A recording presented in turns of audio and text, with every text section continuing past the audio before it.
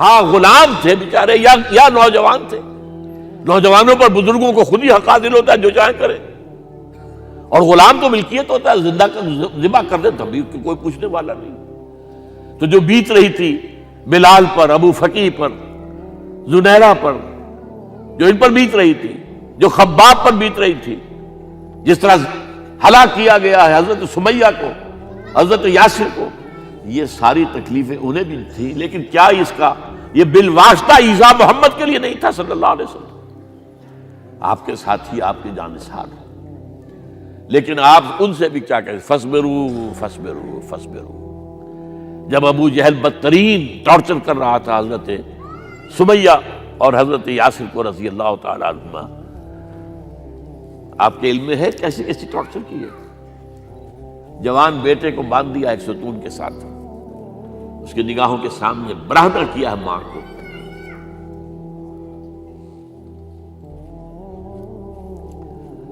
ہاتھ میں ایک مورتی ہے. جب تنگ آ گیا، ستا کر تنگ کر کے مار مار کے حضرت سمیہ ٹس سے مس نہیں ہو رہی. کہتا ہے تم ایک دفعہ کہہ دو سمیہ کہ ہاں اس مورتی میں بھی کچھ ہے، میں تمہیں چھوڑ دوں گا. انہوں نے تھوک دیا، برچھا مارا ہے شرمگاہ کے اندر.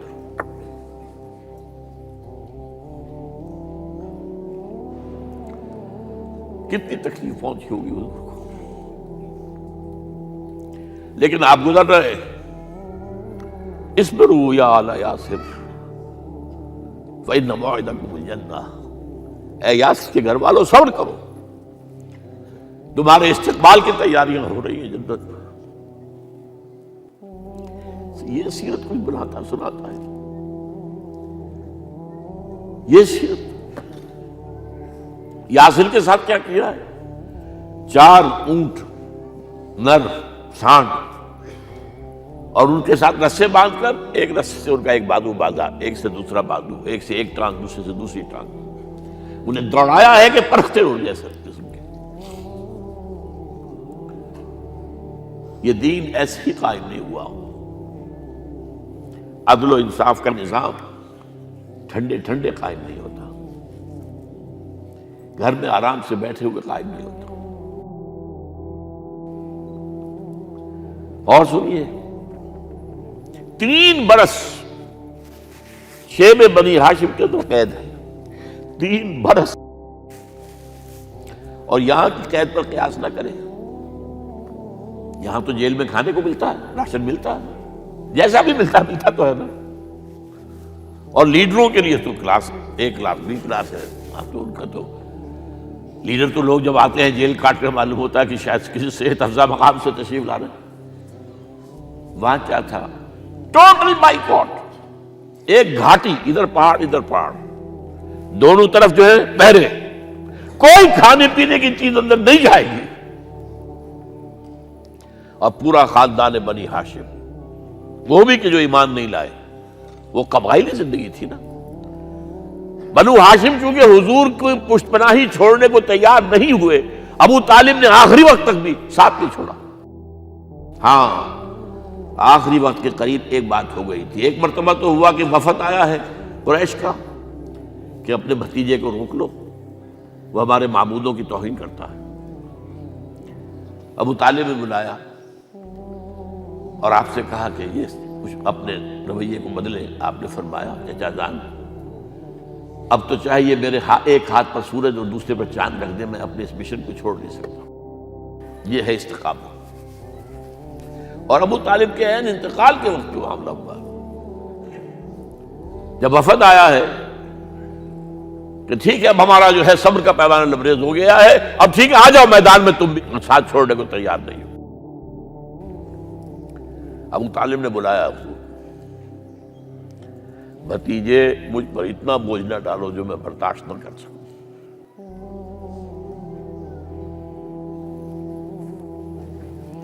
حضور کی آنکھوں میں آنسو آ گئے. چچا جان اب تو یا یہ بات پوری ہوگی یا میں اپنے آپ کو ختم کر دوں، اسی میں ختم ہو جائے. بہرحال شیب بنی ہاشم میں 3 برس اس حال میں گزرے ہیں ٹوٹل بائیکاٹ، کوئی کھانے پینے کی نہیں۔ کچھ لوگ تھے شریف النفس، مثلا حکیم بن حزام تھے رضی اللہ تعالیٰ، اور بعد میں ایمان لے آئے۔ حضرت خدیجہ کے وہ رشتہ دار تھے، وہ پہاڑ پر چڑھ کر ایک طرف سے رات کی تاریکی میں، دونوں دروازے تو بند ہیں، پہاڑ پر چڑھ کر چوٹی سے نیچے اتر کر کوئی چیزیں کھانے پینے کی دے آئے تو دے آئے، بس صلی اللہ علیہ وسلم۔ کوئی اور ایک آدھ ہوگا ایسا۔ یہاں تک نوبت آئی ہے کہ بنی ہاشم کے یہ پھول جیسے بچے معصوم بھوک سے بلبلا رہے ہیں، اور اس کے سوا کچھ نہیں ہے کہ سوکھے چمڑے ابال کر اس کا پانی ان کے حلق میں ٹپکا دیا جائے۔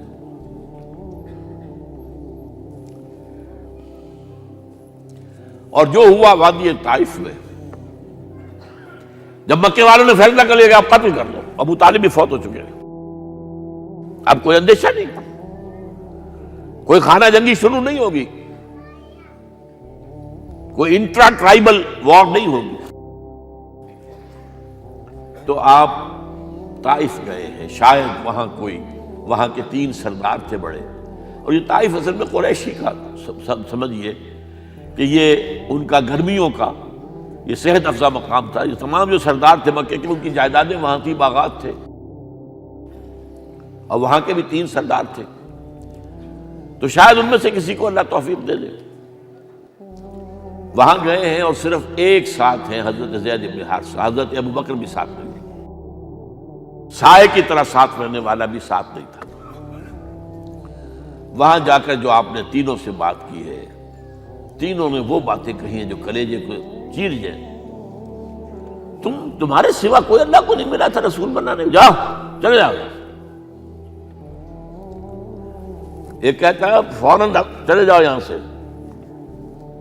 اس لیے کہ ہو سکتا ہے کہ تم سچے ہو تو کہیں میں تمہاری توہین نہ کر دوں، اور یہ بھی ہو سکتا ہے تم جھوٹے ہو تو جھوٹے کو میں منہ نہیں لگانا چاہتا۔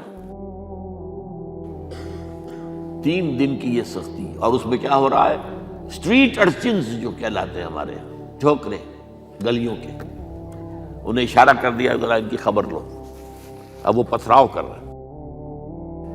جیسے ہمارے ہاں کوئی آ جاتا ہے، کوئی نیم پاگل یا کوئی اور کسی طرح کا مست قسم کا آدمی، اور اس کے اوپر چھوکرے چاروں طرف ہوں اور ستا رہے ہوں، یہ نقشہ تھا، اور طائف کی گلیاں تھیں، اور محبوب رب العالمین تھے۔ ادھر سے پتھر آ رہے ہیں تو زید بن حارثہ رکاوٹ بن گئے ہیں، لیکن پیچھے سے آ رہے ہیں، وہ کیسے روکیں گے؟ پیچھے جاتے ہیں تو ادھر سے آ رہے ہیں۔ جسم لہو لہان ہے، خون رس رس کر زخموں سے جوتیوں میں آ کے جم گیا ہے۔ پھر وہاں سے آپ نکل کر گئے ہیں، ایک باغ میں تھوڑی سی پناہ لی ہے تھوڑی دیر کے لیے، جوتے بڑی مشکل سے اترے ہیں، خون جمع ہوا، اور وہ جو پھر دعا نکلی ہے آپ کے، وہ کلیجے کو چیر جانے والی ہے۔ اللہم الیک اشکو ضعف قوتی وقلت حیلتی وحوانی علی الناس، اے اللہ تیری جناب میں فریاد لے کر آیا ہوں، اپنی قوت کی کمی کا، اپنے وسائل کی کمی کا، اور لوگوں میں جو رسوائی ہو رہی ہے، الی من تکلنی الی بعید یتجہمنی او الی عدو ملکت امری، مجھے کس کے حوالہ کر دیا ہے، مجھے دشمن کے حوالے کر دیا جو چاہے میرے ساتھ کر گزرے۔ فریاد ہے کہ نہیں؟ بڑی زوردار فریاد ہے، بڑی زوردار، لیکن پھر مقام عبدیت کا ظہور ہوتا ہے۔ ان لم یکن علی غضبک فلا ابالی، اے اللہ اگر تو ناراض نہیں ہے، مجھے اندیشہ یہ ہو گیا کہ کہیں تو ناراض تو نہیں ہو گیا ہے، کہیں تو نے میرا ساتھ تو نہیں چھوڑ دیا ہے، اگر تو ناراض نہیں ہے تو مجھے کوئی پرواہ نہیں، جو ہو سو سر تسلیم خم ہے جو مزاج یار میں آئے۔ واپس آئے ہیں تو مکے میں داخل نہیں ہو سکتے تھے، وہاں تو قتل کا فیصلہ ہو چکا، باہر ہی آپ نے ڈیرا لگایا، زید بن حارثہ کو بھیجا، فلاں شخص کے پاس جاؤ کہ تم اگر امان میں لے لو محمد کو تو محمد آ جائیں، میں تو میری یہ پوزیشن نہیں ہے، میں قریش کے مقابلے میں امان نہیں دے سکتا۔ دوسرے کے پاس بھیجا، اس نے بھی کچھ ایسے جواب دے دیا۔ تیسرے کے پاس جب گئے حضرت زید، مطعم بن عدی، اس نے کہا ٹھیک ہے، میں امان دیتا ہوں محمد کو، وہ آ جائے مکے میں۔ حضور سے آگے کہا، حضور نے فرمایا نہیں جا کر کہو، آ کر لے کر جا۔ کیوں؟ کیا پتا اچانک جو ہے میرے داخل ہوتے ہی کوئی مجھ پر حملہ کرے، قتل کر دے۔ وہ تو یہ کہہ سکے کہ ہمیں کیا پتا تھا کہ موتیم نے جو ہے امان دی ہے، I never knew it۔ اب یہ قبیلے کے اندر یہ ہوتا تھا کہ ایک نے امان دے دی، سب کی طرف سے امان۔ لہذا حضور نے فرمایا آ کر لے کر جاؤ۔ وہ اپنے 6 بیٹوں کو ہتھیار سجا کر لے کر آیا ہے اور پھر لے کر گیا حضور کو، کہتا ہوا گزر رہا ہے راستے میں، لوگوں سن لو محمد میری امان میں ہے صلی اللہ علیہ وسلم۔ اس لیے آپ کو مکے کے اندر پھر 2.5 سال مزید رہنے کا موقع ملا ہے، اور اتنا بڑا احسان آپ نے مانا پھر موتیم بن عدی کا کہ غزوہ بدر میں جب 70 اسیر تھے قریش کے حضور کے پاس، تو آپ نے فرمایا تھا کہ اگر آج موتیم زندہ ہوتا اور وہ سفارش کرتا تو میں ان سب کو چھوڑ دیتا بغیر کسی فدیے کے۔ بہرحال یہ چند باتیں میں نے آپ کو بتائی، باقی تو یہ کہ غار ثور ہے کیسی کیسی، اور پھر غزوہ بدر سے پہلے کی رات ہے، اور وہ آپ کا زندگی کا طویل ترین سجدہ ہے اس میں، جہاں تک یہ الفاظ بھی آپ نے کہہ دیا، اللہ اگر کل یہ جو 313 یہاں جمع ہیں اگر یہ ختم ہو گئے تو پھر قیامت تک تیرا نام لینے والا کوئی نہیں ہوگا، میں آخری رسول اور میری یہ 15 برس کی کمائی ہے۔ اس پر کہا حضرت ابوبکر نے، وہ پہرےدار کی حیثیت سے کھڑے تھے، کہ حسبک حسبک حضور بس کیجئے بس کیجئے۔ بہرحال بدر ہے، احد ہے، زخمی ہوئے ہیں، دندان مبارک شہید ہوئے ہیں، خون اتنا بہا ہے کہ بے ہوش ہو گئے ہیں، اور خبر اڑ گئی ہے کہ آپ شہید ہو گئے۔ یہ سب کچھ، اور سب سے بڑھ کر حمزہ کی لاش سامنے آئی۔ کیسی لاش؟ ناک کٹی ہوئی ہے، کان کٹے ہوئے ہیں، پیٹ چاک کر کے کلیجہ چبایا ہوا ہے۔ کس طرح برداشت کیا ہوگا آپ نے؟ اپنے اوپر تاری کر کے دیکھیں، یہ حمزہ کون ہے؟ چچا ہے، دودھ شریک بھائی ہے، خالہ داد بھائی ہے، ساتھ کا کھیلا ہوا ہمجولی ہے، اور اس کی لاش ہے۔ جو قلب اطہر پر بیت رہی تھی وہ مدینے میں آ کر ایک بڑا ماحول بدلا ہوا تھا، تب وہ بات سامنے آ گئی۔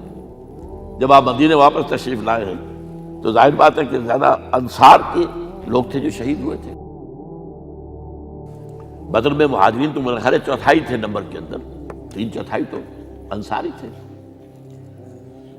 اسی طریقے سے احد کے اندر معاملہ ہے، تو مختلف گھروں سے عورتوں کے بین کرنے کی آوازیں آ رہی تھی، اس لیے کہ اس وقت تک بین کرنا حرام نہیں قرار دیا گیا تھا، ممنوع نہیں تھا۔ آوازیں سن کر حضور کی زبان مبارک سے نکل گیا، اما حمزہ تو فلا بواکی لہو، ہائے حمزہ کے لیے تو کوئی رونے والی بھی نہیں ہے۔